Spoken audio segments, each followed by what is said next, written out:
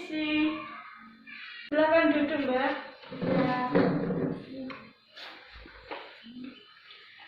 Ada yang bisa saya bantu? Iya Mbak, saya kesini dirujuk sama dokter untuk lebih mengetahui lebih lanjut tentang penyakit yang saya derita. Apakah boleh saya lihat berkas yang Mbak bawa? Oh boleh Mbak, ini.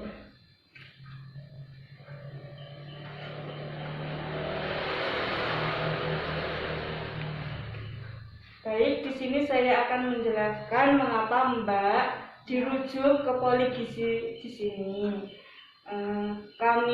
Saya selaku ahli gizi ingin membantu Mbak untuk menyelesaikan solusi permasalahan penyakit terkait hipertensi. Ya.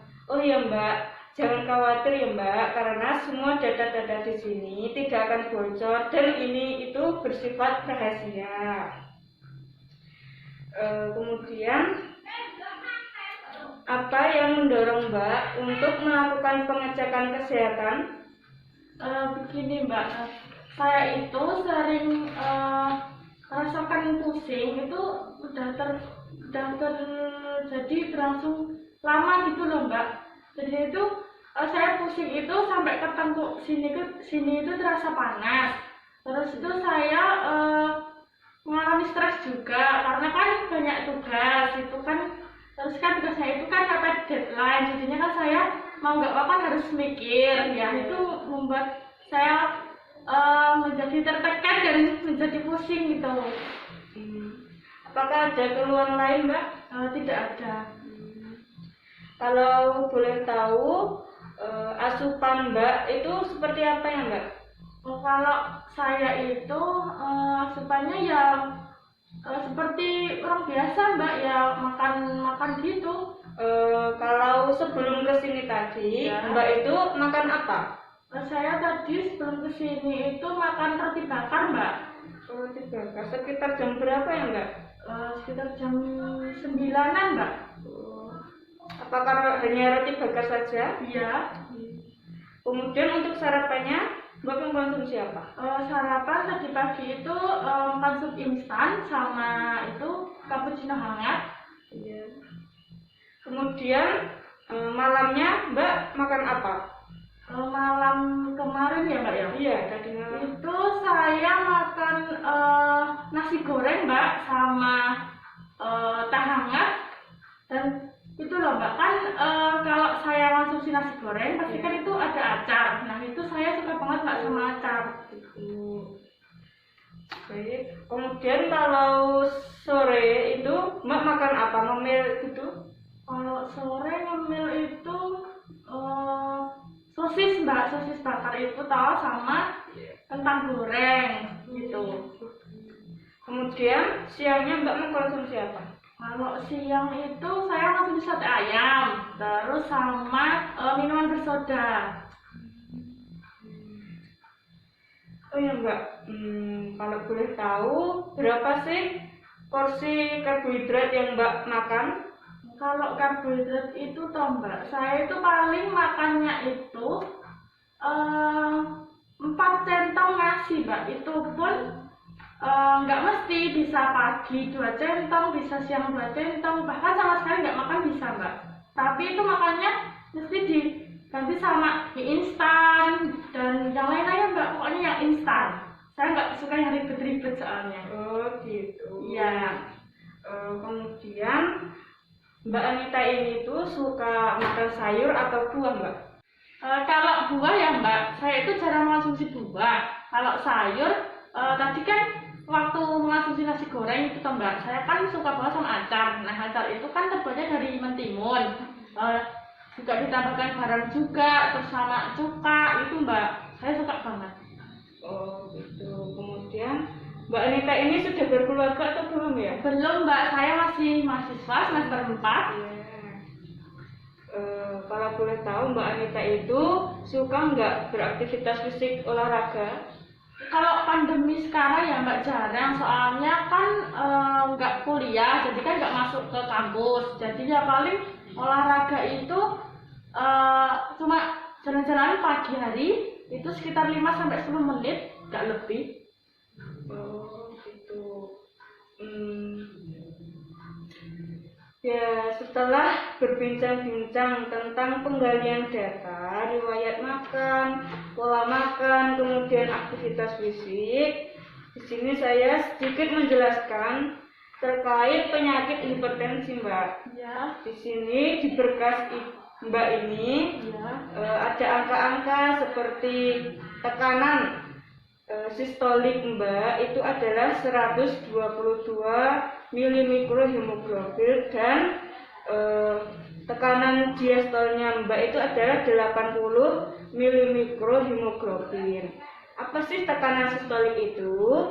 Tekanan sistolik itu tekanan maksimal jantung berkontraksi. Kemudian untuk tekanan diastolik, tekanan kontraksi jantung yang menurun atau sedang istirahat. Jadi Mbak itu didiagnosis oleh dokter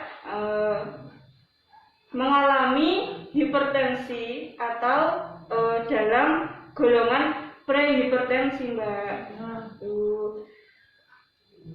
Kemudian dari cerita Mbak yang tadi sarapan menggunakan sup instan dan kopi, kemudian suka ngemil sosis yang berlemak, sate ayam, kemudian kalau malam itu mengkonsumsi mie instan, itu adalah faktor-faktor pemicu penyakit hipertensi, Mbak. iya.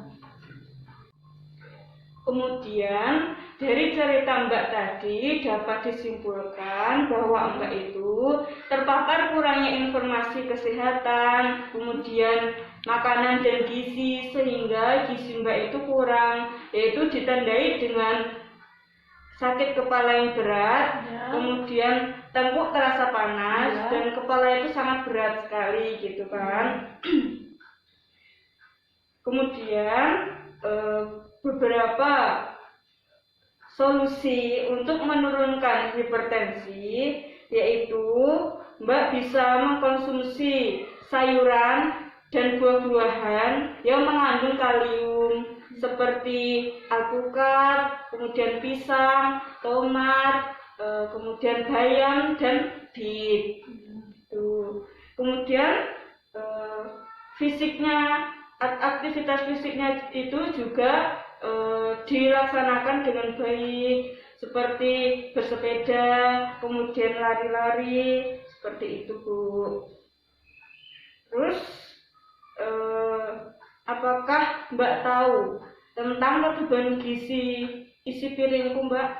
Itu ya, Mbak, yang gambar piring-piring itu ada bagiannya itu. Ya, tahu, Mbak. Nah, itu kan ada beberapa porsi kan, Mbak. Iya. Jadi ketika Mbak akan mengkonsumsi makanan, jika karbohidratnya itu 1/6, maka sayurannya juga 1/6, Mbak.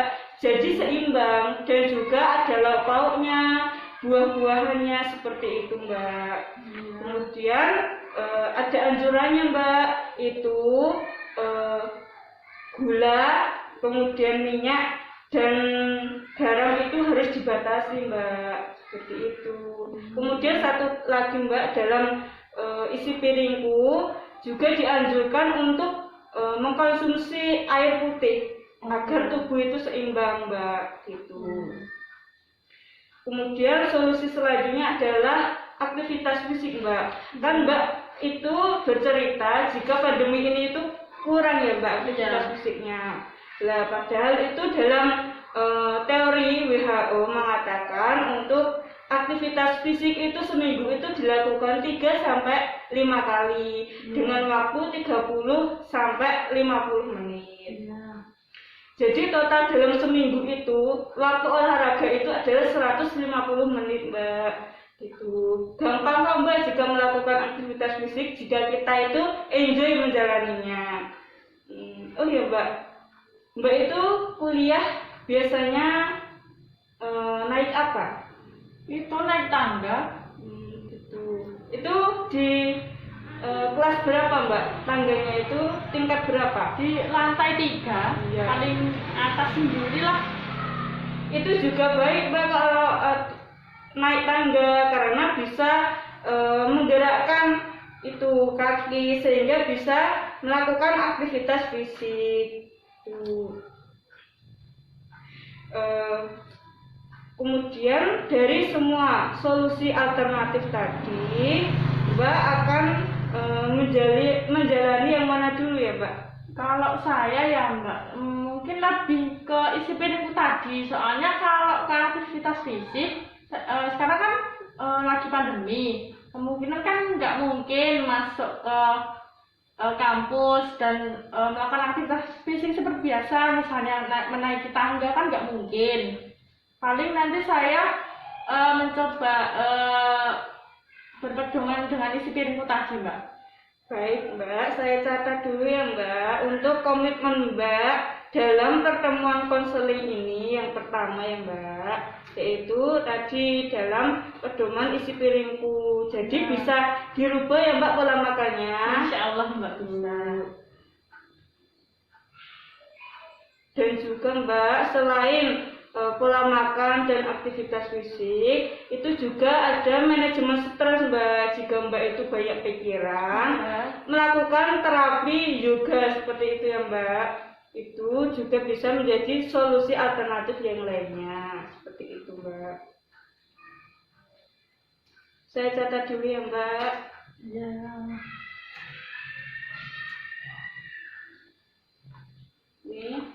Ini berkasnya ya Mbak, saya kembalikan. Ya Mbak, terima kasih. Ya. Jangan lupa ya Mbak, komitmennya itu dilakukan dengan baik. Kemudian dalam 1 bulan nanti Mbak boleh berkenan ke sini lagi untuk melaporkan perkembangan Mbak. Apakah solusi-solusi yang setelah saya sampaikan itu sudah berjalan atau belum. Jika ada kesulitan-kesulitan itu bisa menghubungi saya, boleh telepon dan boleh WA saya. Ya. Apakah ada pertanyaan lagi Mbak? Sejauh ini belum Mbak. Baik, saya kira cukup Mbak. Semoga Mbak bisa menjalani solusi alternatif yang sudah Mbak komitmenkan. Dan jangan lupa jika ada kendala bisa menghubungi saya lagi ya Mbak ya. Iya Mbak. Tuh. Sudah? Terima kasih Mbak. Baik Mbak, saya pulang dulu ya. Terima kasih atas waktunya. Mari Mbak, selamat siang. Siang.